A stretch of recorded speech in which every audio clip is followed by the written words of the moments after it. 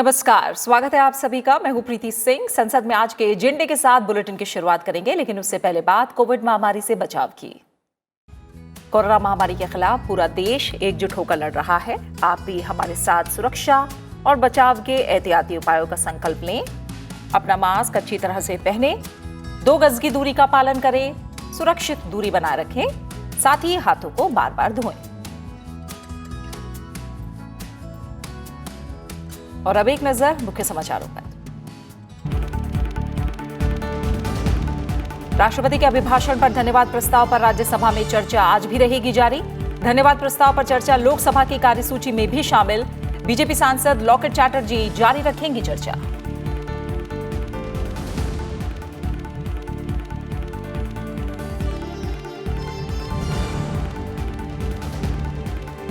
जम्मू कश्मीर पुनर्गठन संशोधन विधेयक 2021 राज्यसभा में होगा पेश।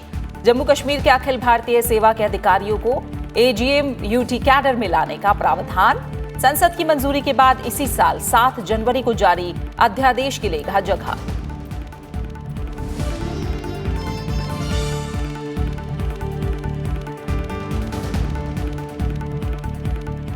और मध्यस्थता और सुलह संशोधन विधेयक 2021 लोकसभा में किया जाएगा पेश। धोखाधड़ी या भ्रष्टाचार से प्रेरित आर्बिट्रेशन एग्रीमेंट, कॉन्ट्रैक्ट या अवार्ड पर अब अदालत बिना शर्त लगा सकेगी रोक। संसद की मंजूरी के बाद 4 नवंबर 2020 को जारी अध्यादेश की लेगा जगह।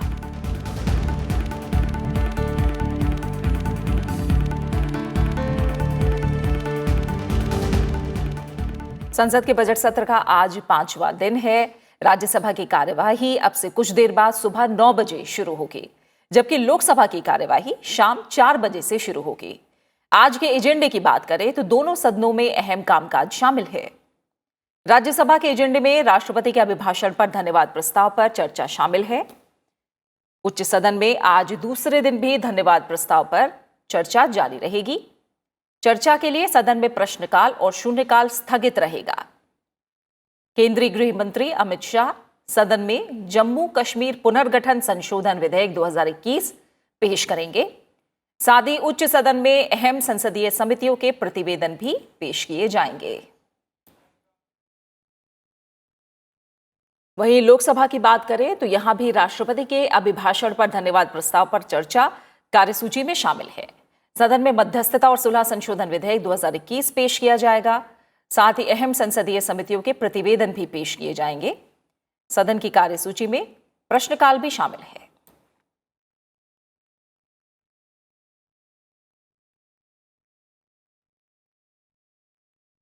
राष्ट्रपति के अभिभाषण पर धन्यवाद प्रस्ताव पर चर्चा आज दोनों सदनों की कार्यसूची में शामिल है। चर्चा के दौरान विभिन्न दलों के सांसद अपने अपने विचार रखेंगे। राष्ट्रपति के अभिभाषण पर धन्यवाद प्रस्ताव पर राज्यसभा में चर्चा आज दूसरे दिन भी जारी रहेगी। 3 फरवरी को बीजेपी सांसद भुवनेश्वर कलिता ने सदन में धन्यवाद प्रस्ताव पेश किया और बीजेपी के विजयपाल सिंह तोमर ने प्रस्ताव का समर्थन किया, जिसके बाद चर्चा में नेता प्रतिपक्ष गुलाम नबी आजाद समेत विभिन्न दलों के सांसदों ने हिस्सा लिया। इस दौरान सांसदों ने किसानों के मुद्दे को प्रमुखता से उठाया। चर्चा पूरी नहीं हो पाई और ये आज भी जारी रहेगी। राष्ट्रपति के अभिभाषण पर धन्यवाद प्रस्ताव पर चर्चा लोकसभा की कार्यसूची में भी शामिल है। बीजेपी सांसद लॉकेट चैटर्जी चर्चा जारी रखेंगी। किसान आंदोलन के मुद्दे पर तुरंत चर्चा की मांग को लेकर विपक्ष के अवरोध के चलते वो अपना भाषण पूरा नहीं कर पाई हैं। बीजेपी सांसद डॉक्टर वीरेंद्र कुमार धन्यवाद प्रस्ताव का समर्थन करेंगे। 29 जनवरी को दोनों सदनों की संयुक्त बैठक को संबोधित करते हुए राष्ट्रपति रामनाथ कोविंद ने सरकार की उपलब्धियां गिनाई थी। उन्होंने नए 3 कृषि कानूनों का भी अपने अभिभाषण में जिक्र किया था और कहा था कि सरकार लगातार किसानों की आय बढ़ाने के लिए कदम उठा रही है।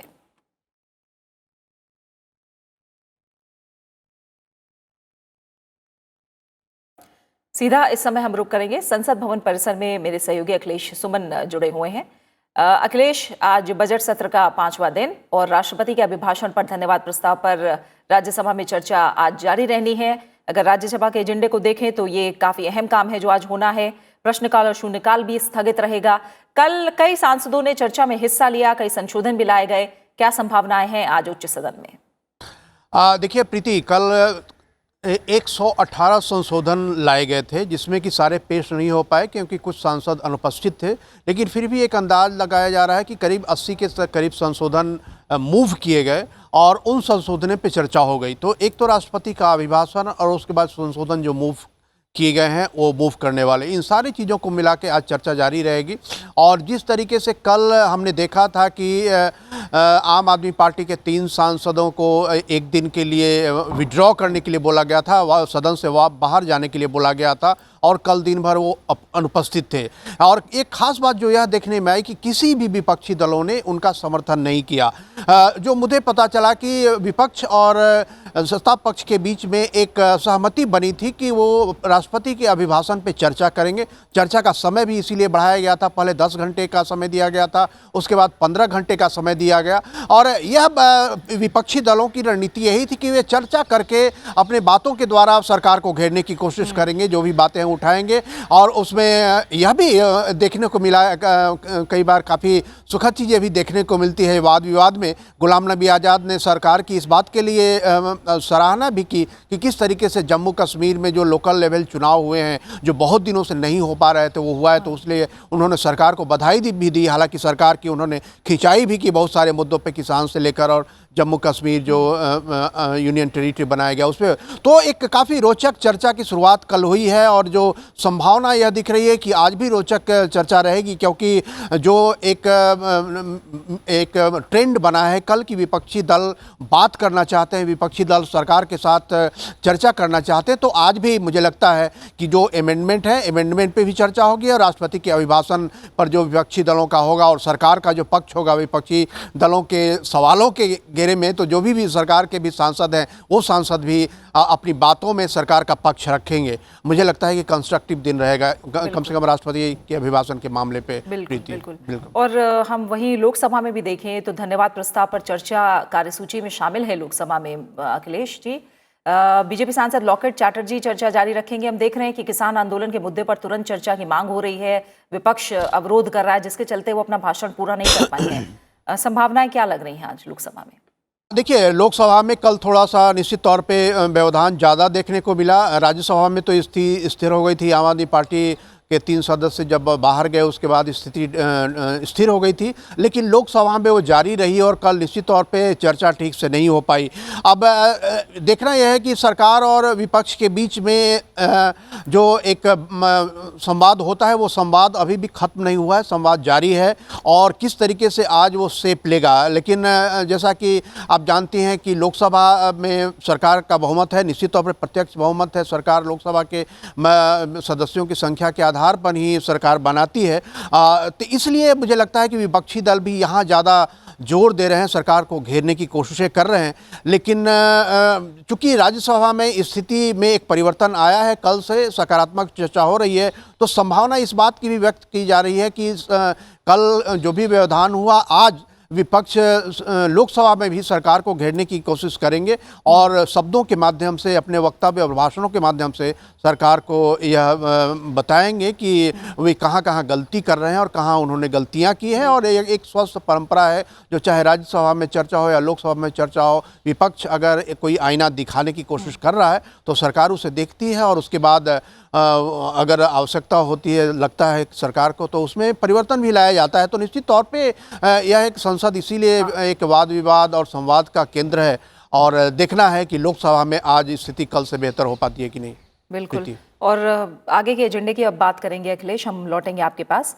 राज्यसभा की कार्यसूची को देखें तो आज जम्मू कश्मीर पुनर्गठन संशोधन विधेयक 2021 पेश किए जाने के लिए शामिल है। केंद्रीय गृह मंत्री अमित शाह सदन में विधेयक को पेश करेंगे। यह विधेयक जम्मू कश्मीर पुनर्गठन अधिनियम 2019 में संशोधन करता है। इसके जरिए जम्मू कश्मीर के अखिल भारतीय सेवा के अधिकारियों को AGMUT कैडर यानी अरुणाचल प्रदेश, गोवा, मिजोरम और केंद्र शासित प्रदेश कैडर में लाने का प्रावधान किया गया है। संसद की मंजूरी के बाद यह विधेयक इसी साल 7 जनवरी को जारी अध्यादेश की जगह लेगा। इससे केंद्र शासित प्रदेश कैडर से जम्मू कश्मीर में अखिल भारतीय सेवा के अधिकारियों की तैनाती के लिए बेहतर अवसर उपलब्ध होंगे। साथ ही अरुणाचल प्रदेश, गोवा, मिजोरम और केंद्र शासित प्रदेशों से वरिष्ठ अधिकारियों को जम्मू कश्मीर और लद्दाख में तैनात करना संभव होगा।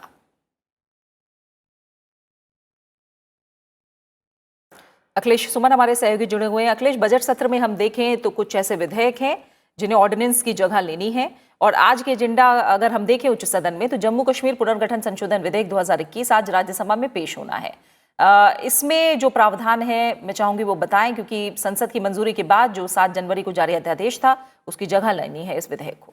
क्या निश्चित तौर पे देखिए प्रीति, जब जम्मू कश्मीर का पुनर्गठन हुआ और जम्मू कश्मीर एक यूनियन टेरिटरी बनाया गया और उसके बाद लद्दाख एक यूनियन टेरिटरी बनाया गया, तो निश्चित तौर पे एक नई बात थी, पूरे देश के लिए नई बात थी और पूरी दुनिया के लिए भी नई बात थी। लेकिन बहुत पुरानी ये बहुत सारे तबकों की मांग थी कि इस तरह का करने से जम्मू कश्मीर राष्ट्र की मुख्य धारा से जुड़ेगा और विकास की जो ज़रूरतें हैं, आवश्यकताएं हैं देश के अन्य हिस्सों की तरह उस तरीके से वहाँ भी विकास होगा। क्योंकि माना यह जा रहा था कि कई सारे ऐसे प्रावधान हैं जो जम्मू कश्मीर को जो केंद्रीय जो योजनाएं हैं, केंद्रीय योजनाओं को सीधे नहीं लागू होने देती हैं और कई बार उन पर राज्य सरकार सहमति अगर नहीं देती है तो लागू हो भी नहीं पाती हैं। तो इस तरीके से इसी लिहाज से जम्मू कश्मीर में ये पुनर्गठन किया गया था और एक आतंकवाद की भी समस्या थी जिसे भी ध्यान में रखा गया था कि कहीं बेरोजगारी और विकास की कमी की वजह से वहाँ आतंकवाद तो नहीं पनप रहा है। तो ये सारी चीज़ें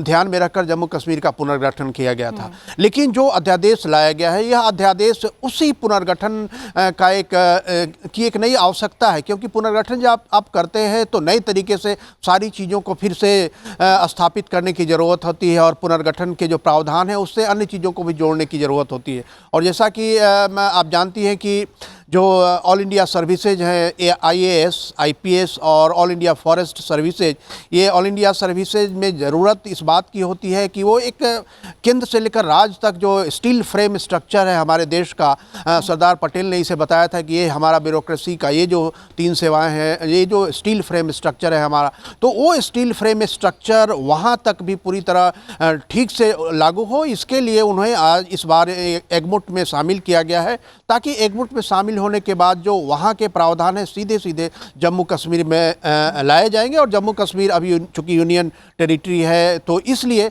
जम्मू कश्मीर को इसे लाया गया। निश्चित तौर पे जो जिस तरह सरकार ने कोशिश की है तो संभावना इस बात की है कि उससे प्रशासनिक ढांचे को ज़्यादा नियंत्रित करने में और जिस लिहाज से जम्मू कश्मीर का पुनर्गठन किया गया है उसे प्राप्त करने में इस प्रावधान से सहूलियत होगी और संभवतः सभी तबकों का इनको समर्थन मिल पाएगा। बिल्कुल, आज राज्यसभा में पेश होना है ये विधेयक जिसमें जम्मू कश्मीर के अखिल भारतीय सेवा के अधिकारियों को AGMUT कैडर में लाने का प्रावधान है। इसके बारे में आपने जानकारी दी है। इसके अलावा जो एजेंडा है उसमें आगे बढ़ते हैं अखिलेश। मध्यस्थता और सुलह संशोधन विधेयक 2021 लोकसभा के एजेंडे में शामिल है। केंद्रीय कानून मंत्री रविशंकर प्रसाद सदन में विधेयक को पेश करेंगे। संसद की मंजूरी के बाद यह विधेयक 4 नवंबर 2020 को जारी अध्यादेश की जगह लेगा। इसके जरिए धोखाधड़ी या भ्रष्टाचार से प्रेरित आर्बिट्रेशन एग्रीमेंट, कॉन्ट्रैक्ट या अवार्ड पर अब अदालत बिना शर्त रोक लगा सकेगी। ताजा संशोधन के अनुसार अगर कोई फैसला धोखाधड़ी या भ्रष्टाचार के जरिए हुए करार के आधार पर दिया जाता है तो अदालत फैसले पर स्थगन के लिए कोई शर्त नहीं लगाएगी और अपील लंबित रहने तक बिना शर्त स्थगन देगी।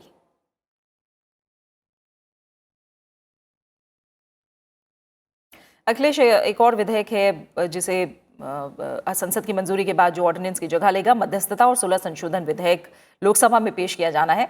धोखाधड़ी या भ्रष्टाचार को लेकर अगर हम देखें तो एक तरह से ये समझ आ रहा है कि ये उस पर रोक लगाने के लिए एक पहल है, कुछ प्रावधान है इसमें। इस बिल के बारे में थोड़ा बताइए, क्या प्रावधान है और इसे लेकर क्या संभावनाएं हैं? निश्चित तौर पे देखिए प्रीति, सरकार इस सत्र में 4 अध्यादेशों को कानून बनाने के लिए लाने वाली है, जिसमें कि एक अध्यादेश यह भी है और एक अध्यादेश जैसा पहले हमने बात की कि वो जम्मू कश्मीर पुनर्गठन संशोधन विधेयक। तो ये 4 में से 2, ये जो दूसरा ये जो अध्यादेश है लोकसभा में, इसका एक खास मतलब है और ख़ास मतलब ये है कि जैसे आप देख रही हैं कि सरकार की कोशिश यह है ईज ऑफ बिजनेस को स्थापित करने की, ताकि देखिए भारत में भी कई कंपनियां हैं और विदेश की भी कंपनियां भारत में आने के लिए उद्यत हैं, उत्सुक भी हैं, वो चाहती हैं कि भारत में आकर बिजनेस करें, क्योंकि भारत सबसे खुला बाज़ार अगर कहेंगे दुनिया का तो सबसे खुला बाज़ार भारत है, क्योंकि दुनिया का सबसे बड़ा लोकतंत्र है। तो यहाँ के कानून जो हैं वो पूरी तरह ट्रांसपेरेंट होने चाहिए, इस बात की ज़रूरत होती है। और कई बार ऐसी स्थिति होती है कि कंपनियों की आपसी प्रतिस्पर्धा में कई बार कंपनियां एक कुछ गलत तरीके अपनाकर आर्बिट्रेशन की कोशिश करती है। तो उस तरीके की स्थितियों से बचने से उसमें एफडीआई में भी प्रॉब्लम होता है।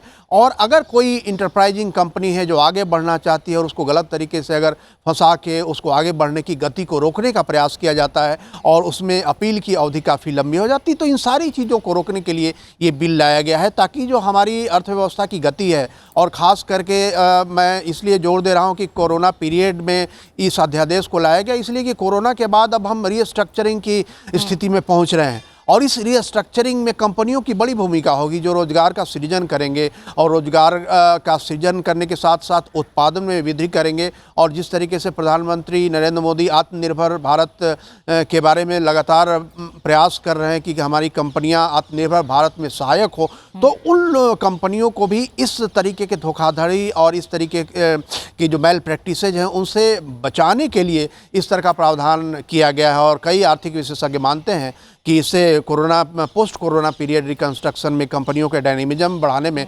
इससे सहूलियत होगी। बिल्कुल बिल्कुल। और अखिलेश, अब हम बात करेंगे संसद में रखे जाने वाले अहम पत्रों की भी।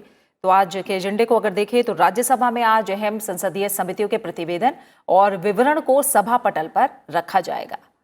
राज्यसभा सांसद सीमा द्विवेदी और आर.एस. भारती विज्ञान और प्रौद्योगिकी, पर्यावरण, वन और जलवायु परिवर्तन संबंधी संसदीय स्थायी समिति के प्रतिवेदन सभा पटल पर रखेंगे। सांसद सरोज पांडे और अशोक सिद्धार्थ रेल संबंधी स्थायी समिति के प्रतिवेदन सदन के पटल पर रखेंगे।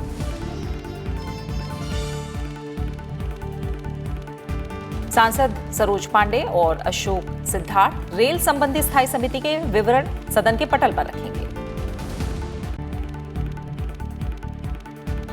सांसद सुशील कुमार मोदी और रामचंद्र जांगड़ा शहरी विकास संबंधी संसदीय स्थायी समिति के प्रतिवेदन सदन के पटल पर रखेंगे।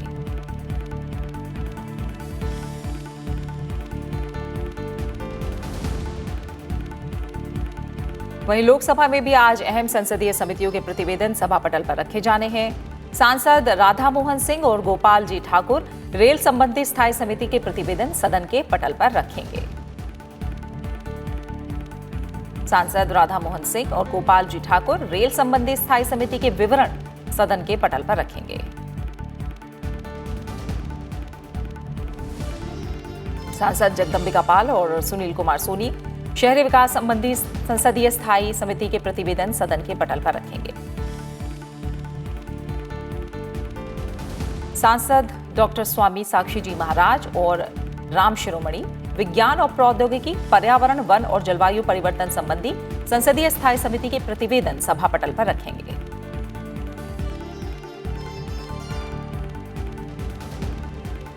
वहीं लोकसभा में आज केंद्रीय मंत्री राजकुमार सिंह नवीन और नवीकरणीय ऊर्जा मंत्रालय से संबंधित बयान देंगे।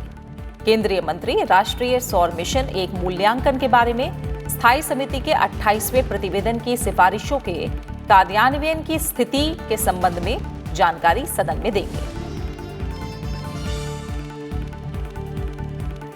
भारत में ऊर्जा सुलभता, नवीकरणीय ऊर्जा की वर्तमान स्थिति की भूमिका की समीक्षा के बारे में स्थायी समिति के 22वें प्रतिवेदन की सिफारिशों के कार्यान्वयन की स्थिति संबंधी जानकारी सदन में देंगे।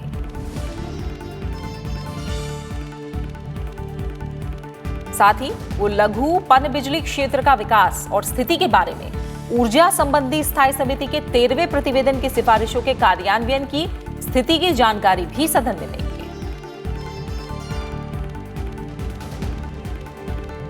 इसके अलावा नवीन और नवीकरणीय ऊर्जा मंत्रालय से संबंधित अनुदानों की मांगों 2014-15 के बारे में ऊर्जा संबंधी स्थायी समिति के दूसरे प्रतिवेदन की सिफारिशों के कार्यान्वयन की स्थिति की जानकारी सदन से साझा करेंगे।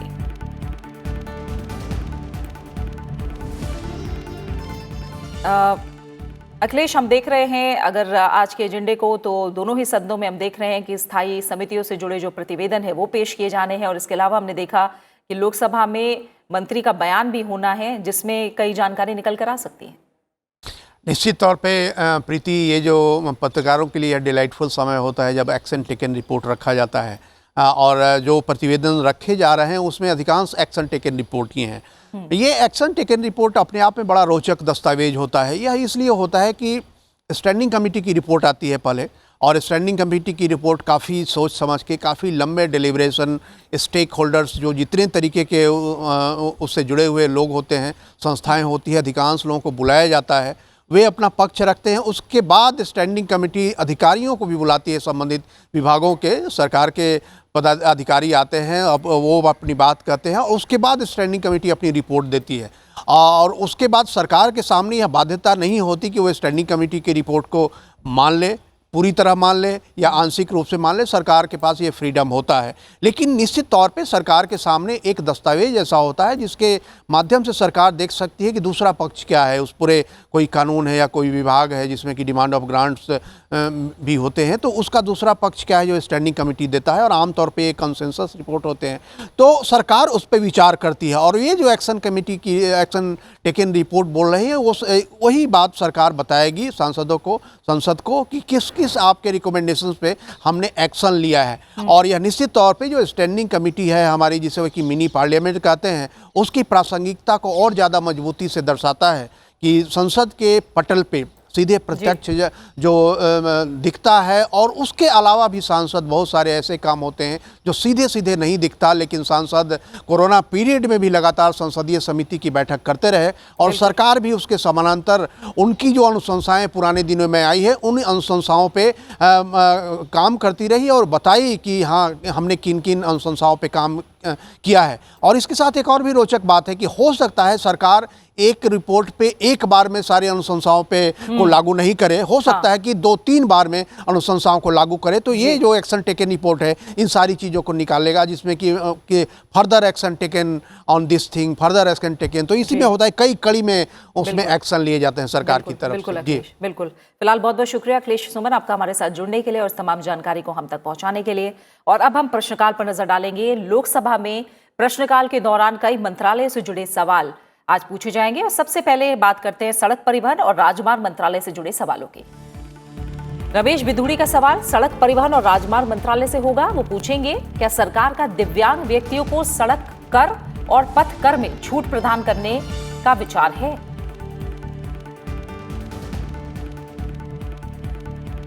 सांसद विनोद कुमार सोनकर और निशित प्रामाणिक पूछेंगे, क्या सरकार देश में सीमावर्ती तटीय क्षेत्रों और धार्मिक और पर्यटक स्थलों में सड़कों का निर्माण करने के लिए भारतमाला परियोजना कार्यान्वित कर रही है? सांसद प्रवेश साहिब सिंह पूछेंगे, 4 धाम परियोजना के अंतर्गत 31 दिसंबर 2020 तक सड़क निर्माण से संबंधित पूर्ण किए गए कार्यों का ब्यौरा क्या है?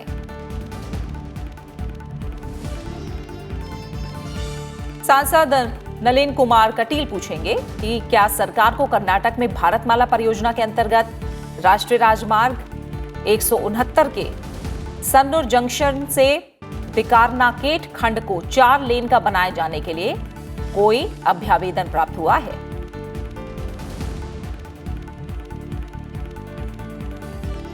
सांसद मार्गनी भरत पूछेंगे, क्या राष्ट्रीय राजमार्ग 516E को हरित राष्ट्रीय राजमार्ग गलियारे के रूप में घोषित किया गया है?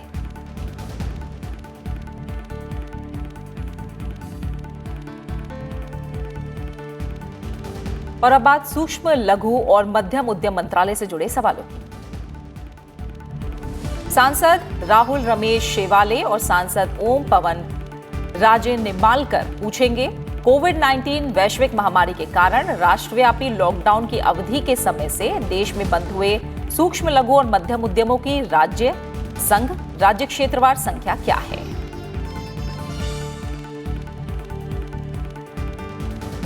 सांसद कोमती रेड्डी वेंकट रेड्डी पूछेंगे, कोविड-19 महामारी की अवधि से पहले और बाद में संघर्षरत व्यवसायों और सूक्ष्म, लघु और मध्यम उद्यमों को ऋण संस्वीकृत करने में कुछ गिरावट आई है?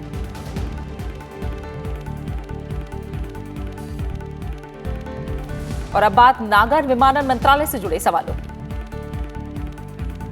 मुकेश राजपूत पूछेंगे, क्या सरकार का बुद्ध तीर्थ केंद्र, संकिशा और जैन तीर्थ केंद्र कंपिल को उड़ान योजना के अंतर्गत सम्मिलित किए जाने का विचार है। सांसद सू थिरुनवुकरास पूछेंगे, क्षेत्रीय संपर्क योजना के कार्यान्वयन के बाद प्रचालनरत हुए विमानपत्तनों के नाम क्या हैं? सांसद पीके कुन्हालीकुट्टी और सांसद बेन्नी बेहनन पूछेंगे, क्या सरकार का कालीकट अंतर्राष्ट्रीय विमानपत्तन को देश में हज के लिए अन्य आरोहण स्थल सुविधाओं में सम्मिलित किए जाने का विचार है? सांसद सुरेश कोडिकुनिल पूछेंगे, क्या भारत से सीमित संख्या में उड़ानों के संचालन के कारण बड़ी संख्या में भारतीय प्रवासी अपने रोजगार वाले देशों में वापस जा पाने में असमर्थ हैं?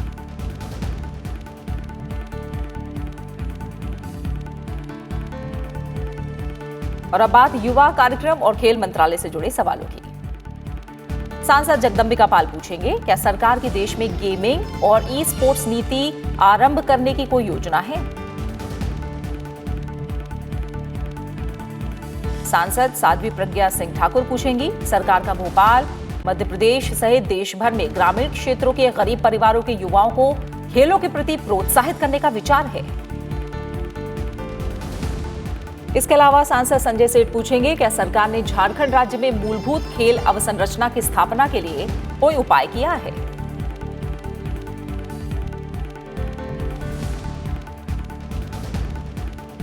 और अब बात करते हैं लोकसभा में पूछे जाने वाले अन्य मंत्रालय से जुड़े सवालों की।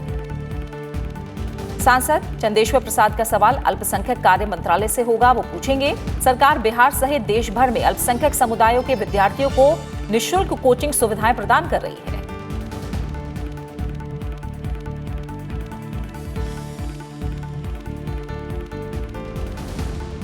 और अब से कुछ देर में राज्यसभा की कार्यवाही शुरू होने जा रही है। आगे देखिए राज्यसभा की कार्यवाही का सीधा प्रसारण।